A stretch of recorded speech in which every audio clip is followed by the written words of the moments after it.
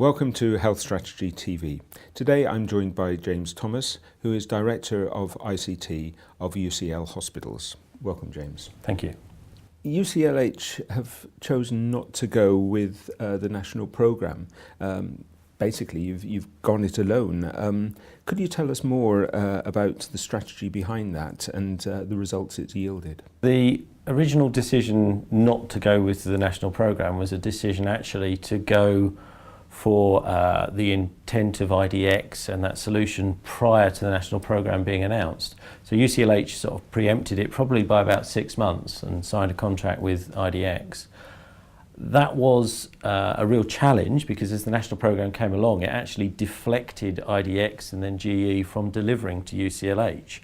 And there was certainly a period where UCLH was requested to join the programme, and that would be, in their perception, the easiest way of resolving the conflict.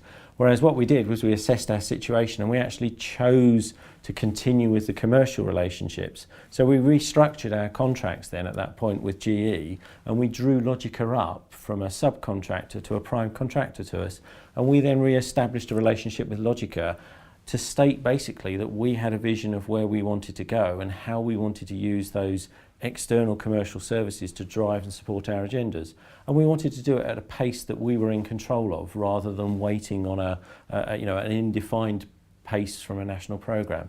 So it was very much, there was an agenda within UCLH to achieve its PFI programmes, achieve its environment programmes and its clinical services changes it wanted to do.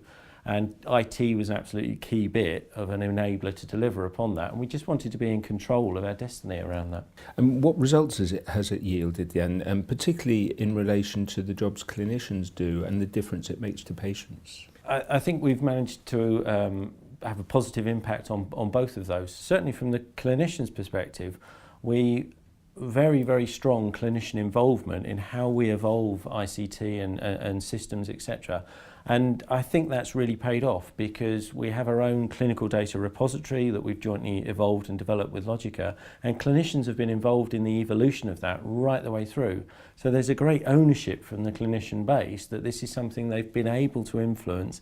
It addresses the most important things for them at any particular point as we continue to evolve it. And that's really great because if you can bring them with you, then any changes that you need to do in the way in which they're working, they're far more receptive to that because it's a win-win situation.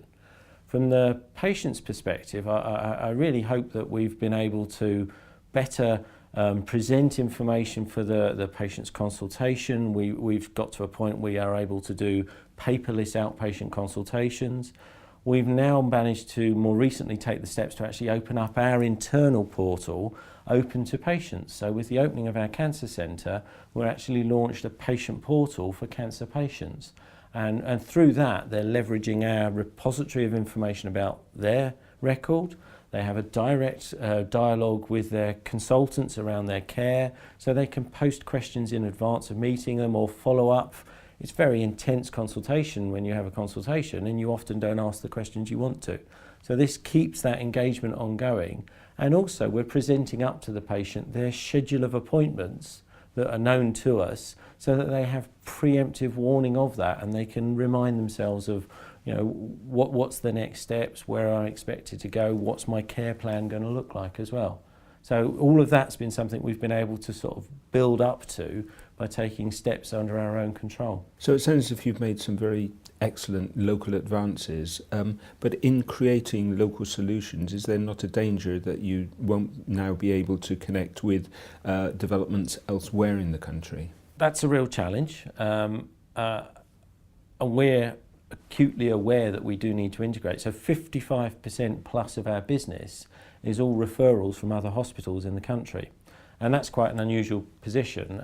We're commissioned by near enough every PCT as they were and commissioning group moving forward as well because of our tertiary nature. So we absolutely have to work with other areas. So to try and address that, what we've done, we've put a lot of effort into, so we now do e-messaging. So for certainly local GP practices, etc., and those sort of things, we're now e-messaging out electronic content. We've been very clear to try and actually adhere to development standards and NHS standards for documentation as well, so that we are able to subscribe information out as well.